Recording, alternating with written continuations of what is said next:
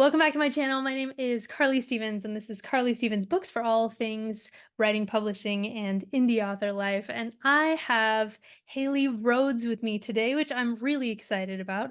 We're going to talk all about sweet and spicy romance.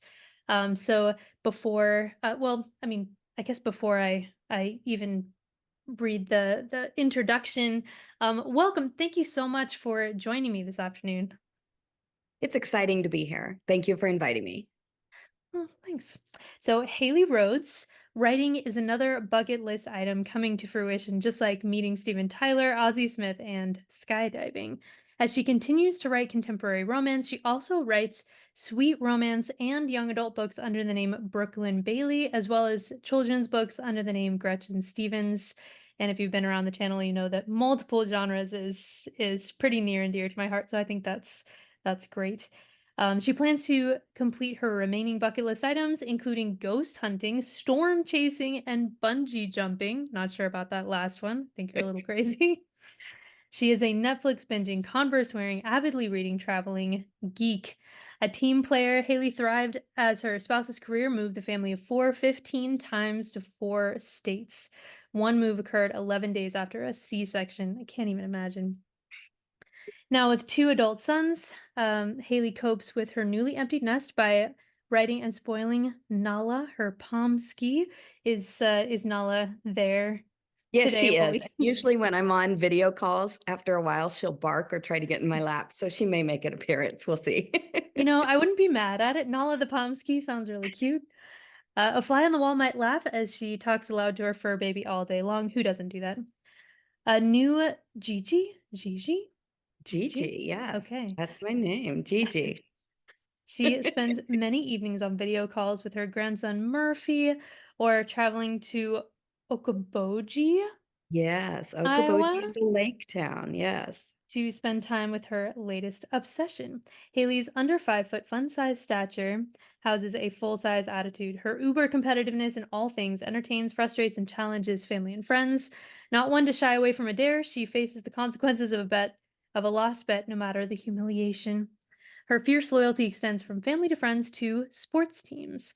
Haley's guilty pleasures are Lifetime and Hallmark movies. Honestly, who does not secretly watch Hallmark movies? We all do it. Her other loves include all things peanut butter, Star Wars, mathematics, and travel all over the place. Past day jobs vary tremendously from an elementary special education paraprofessional to a radio station DJ to a YMCA sports director to a retail store, accounting department, and finally, a high school mathematics teacher. Haley resides with her husband and fur baby in the Des Moines area. This Missouri born girl enjoys the diversity that the Midwest offers. Okay, so you have such a varied and fascinating resume. It's no wonder that you couldn't, just niche down to this laser focus, which is a common strategy with particularly indie authors. I love that you are doing so many things. So with a life like this, can you tell us a little bit about how you got into writing in the first place? Well, I've always written. It's always been journaling. When I was in school, it was more poems and like song Mm, lyrics is what my notebooks would be full of. mm, Um, I have that mathematical mind, which usually is not into creative writing. So I'm kind of an enigma that way. And they're like, that's crazy that your degree is one thing and you're doing another, you know? So I kind of like to put some of my nerdy stuff into my writing, of course.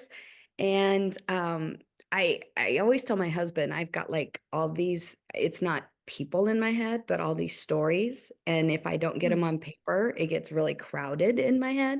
And so I feverishly write. And then of course, as soon as one pops out, the next story and new characters pop in. So keeps me busy. Yeah, I like though that you are somebody who didn't write stories and major in English, from a young age, but your path was a little bit different. I think it highlights the idea that it's not one type of person who can become an author or enjoy doing this sort of thing. Right. So, yeah, And I my think next statement usually makes people cringe. I was not a reader. I did not become a reader until my 30s. Seriously. Um, I was the one that watched a movie or, you know, just kind of made my way through a book report. That was not Mm. something I was into. And then in my 30s, I started reading, and another cringeworthy moment for a lot of people, it was Twilight. I started reading a friend's daughter's book, and I just, I read that, and then I was like, oh, reading's kind of fun. And I read nonstop now. No, I think that's awesome. I mean, obviously, I'm a big proponent of reading. I'm happy when I hear that people are readers from like the moment they learned how to read and all of that. But I think people don't talk often enough about your situation because I've recently met quite a few people just at different events and things who have a similar story. They read something that was maybe cringy, like Twilight, but I don't even like giving it that designation, and then from that, they realized, "Oh, there's this whole world that has opened up," and I think that's awesome, and I wish more people would find joy in reading, in their 30s, even if they really weren't into it before, so hopefully that's inspiring to Right. folks There's out still there. hope. I mean, I was not raised in that reading family. So, Mhm. to develop it later in life and then find a book that really clicked with me, a series in my case. Right. And, so I'm one of those that when people, put it down and make fun of it, I'm like, okay, but you know what? I would not have become the writer I am Mhm. or the reader I am had I not picked up that book. And so that book hit me at the right time Mhm. and the right place and gave me a new hobby, Well, I say hobby, sometimes it's more than a hobby, it's an obsession. But Yeah, so let's talk about that. The focus of our conversation today is going to be you write both spicy and sweet romance under different names. But the stories are, from what I understand, are similar. You just have different kind of levels to the romance in one versus the other. Am I kind of expressing you are that correct. correctly? They are the exact same story. Just one is closed door, Mhm. off the page romance, and the other has all the explicit details. How did you come I up have with had a reader that read the sweet version and she was like, oh, but that was very steamy. And I said, yeah, it was steamy up here as you turn the page. It was not on the page. So it kind of, I had nieces in high school. I started writing, I guess I should back up. In 2017, I started writing steamy. And so everything I put out was steamy. And they were readers and they were talking to me about what I was writing. And I was like, oh, I can't have them reading this. And so I thought, what if right, I high went school's back to young for that that. story and took that so it was off the page, what they might see, on Mm. primetime TV or something like that. And so I developed it into that sweet version. Now, It sounds like it's more closed door than fully like yeah. Hallmark sweet, Well, and that's what I was going to get into is sweet. There is no true definition of sweet romance out there. Mhm. Clean, yes. Inspirational, yes. And steamy, yes. But sweet to some people, that's Hallmark. No Mhm. kissing, no sex before marriage. Um, no alluding to that. But, the guidelines that makes it clean. So I put a little disclaimer in the front of my books that states this is closed door romance. Um, they will allude to things that happen. There will be premarital sex brought up. My characters are real, so they are struggling with depression or PTSD or don't have the greatest home lives. So it's not, I love my Hallmark movies, but they're not all those upbeat, perfect characters that, oh, all of a sudden one day they lose their job. Mhm. They are having real life struggles. And so, although the page, sex is happening off the page in the sweet romance, they still allude to it, and that those things have happened. So that is something that I've learned as I started doing it is what everybody thinks of sweet romance is different. And so I put a page right at the beginning that says, if this is not what you have in mind, do not turn the page. So if they're looking for clean or inspirational, I don't want them to get into a story that they're not going to like. Right, I think that's really smart because I tend to associate the term sweet romance with clean, closed door, maybe not to the Hallmark extreme, but pretty close, like very, Mhm. you don't talk about Right, sex and things like that. So right. that that makes a lot more sense, but we're Yeah. gonna get into it. So what else do you have to change um, besides the spice level to make these two different kinds of stories work? I know that you have two different styles of cover that convey Mhm.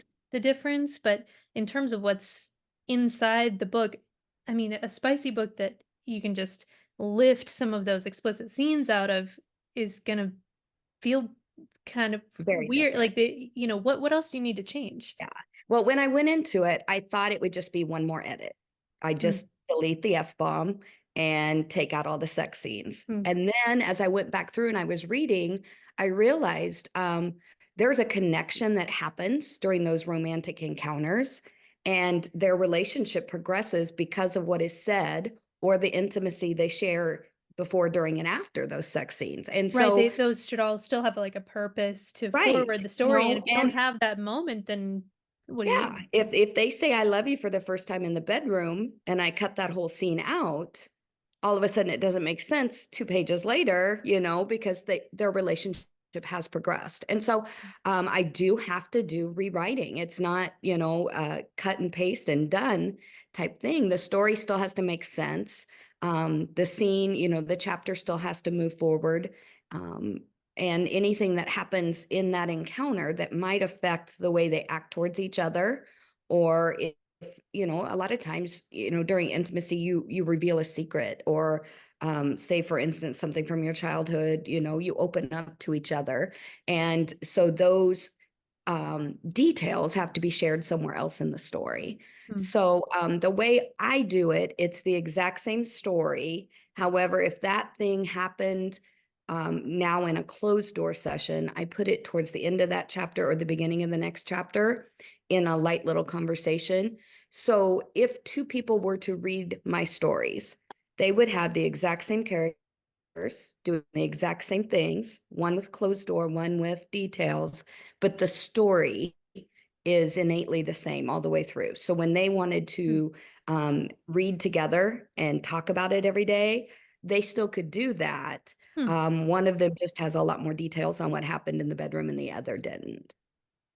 Okay, do you have to change any of um kind of the language that you use? I know you mentioned the F-bombs, you leave it in one, you take it out of the other, but I read pretty widely in a lot of different genres myself. I read sweet or clean romance, I read spicy, and often just the way that the language reflects, the way that they think about each other, for example, is tends to look different as well. Like one really leans into that spiciness, one leans the other way. Do you have to make those kind of edits as well, or So my steam factor, like if you were to give it a 1 to 10, my steam factor would float anywhere from a 5 to an 8.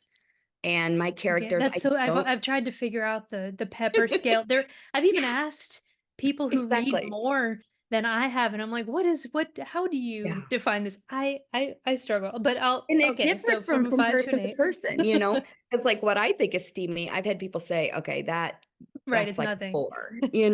And I read everything Yep. all over the place. So it's whatever you're in the mood for. But I don't tend to write crude. And I say Mm, crude, not that it's a bad thing. And I don't like to say clean because sex is not dirty, but I don't tend to refer to body parts in a certain terminology or language that some people would find offensive anyway.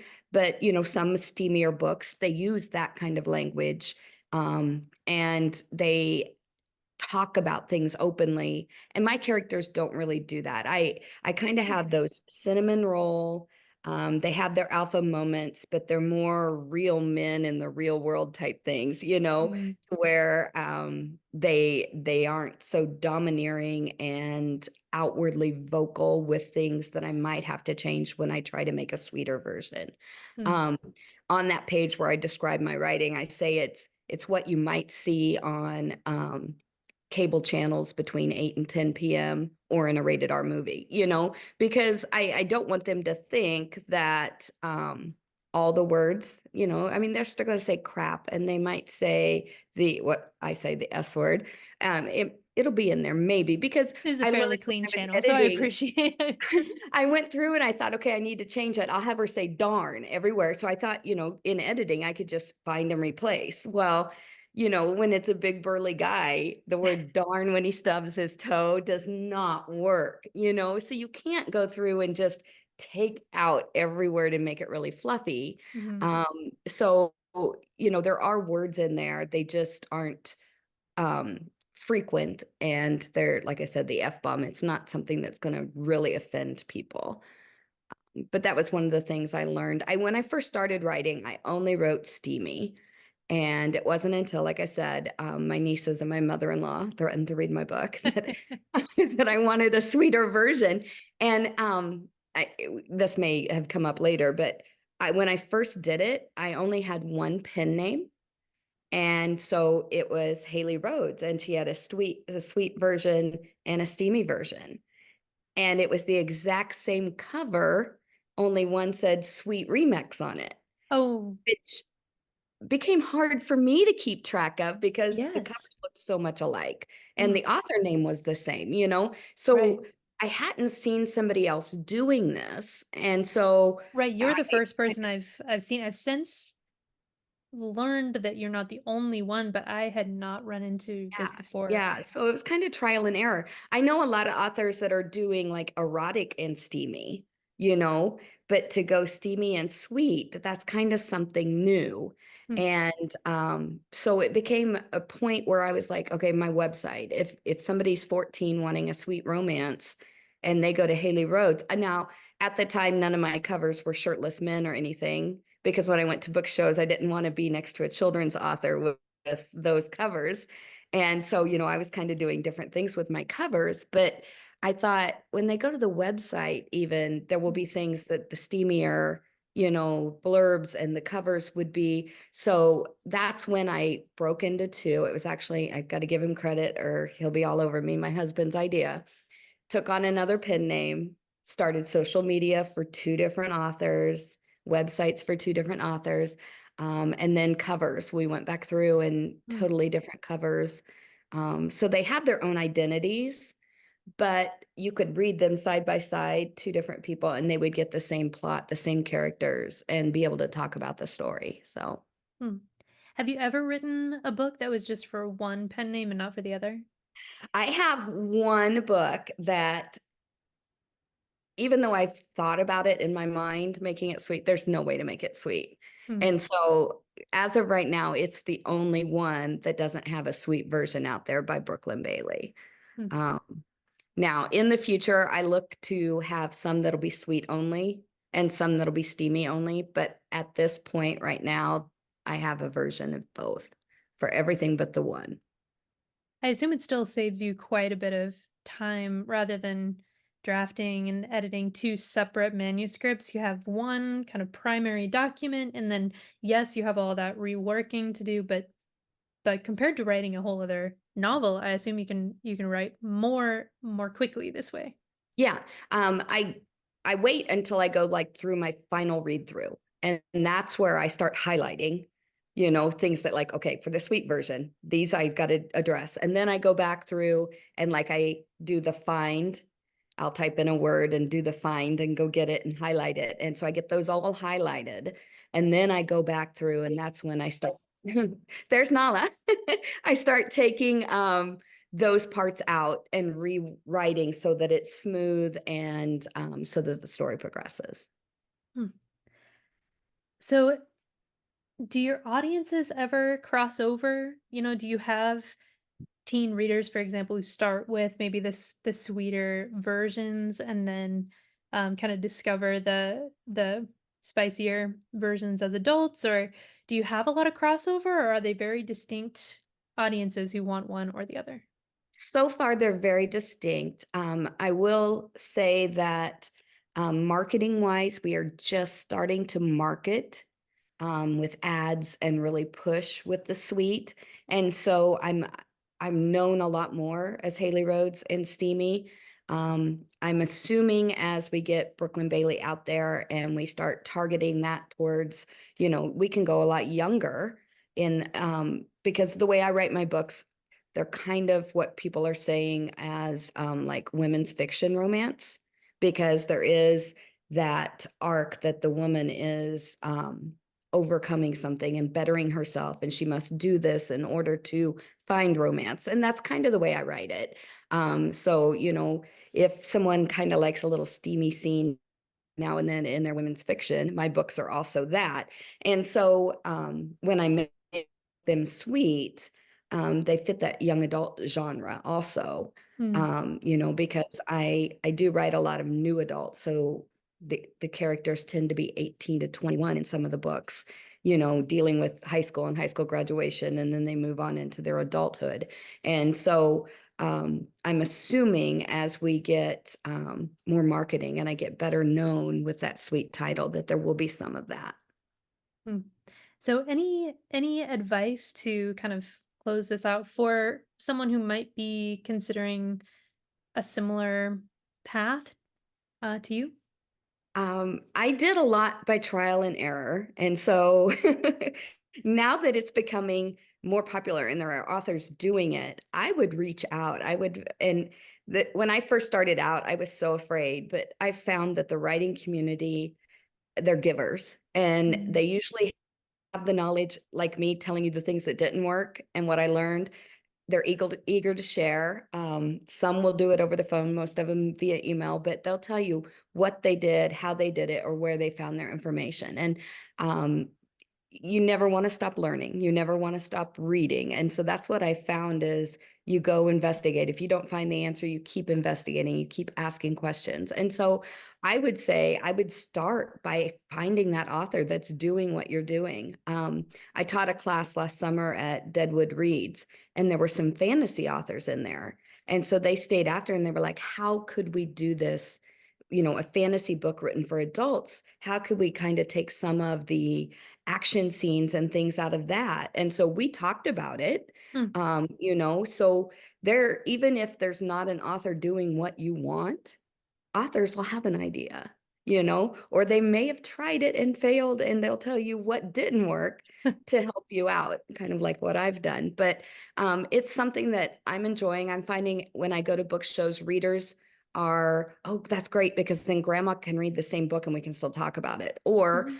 book clubs have not done romance because people like different levels.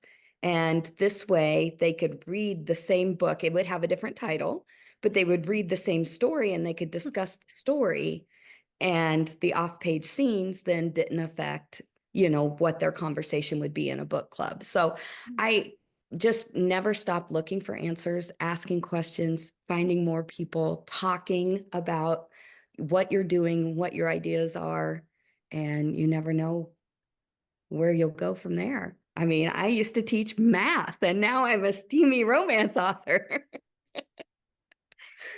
I love that. I second that. I have found the writing community to be one of the most giving and kind and inclusive groups of people that I've ever been a part of. And honestly, what's the worst that could happen? If you reach out, you won't hear back. You'll hear a no, it's but the more likely thing is that somebody will respond. I've found anyway. Yes, yes, exactly. So how can people find you and your work online? Okay.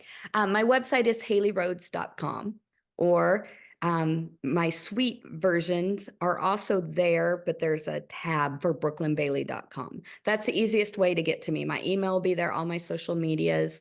I do have Haley Rhoades on Facebook, Instagram, Twitter, TikTok. Brooklyn's there too. So, and she's growing. She's not quite as big right now as the steamier parts. But if you go to the website, haleyroads.com, and Rhoades has an H in it and an A, it's RHOADES, then you'll find everything you need. All right, now we'll put those links down below. Thank you so much for talking to me. I feel like it got really dark, like my natural light I normally have, as we were talking. But yeah, that was fascinating. I loved getting to pick your brain. Definitely check out Haley Mhm. Rhoades through those links down there. Like this video if you like it, and don't forget to subscribe to Carly Stevens Books for more things writing, publishing, and indie author life. And I'll see you all next week. Bye.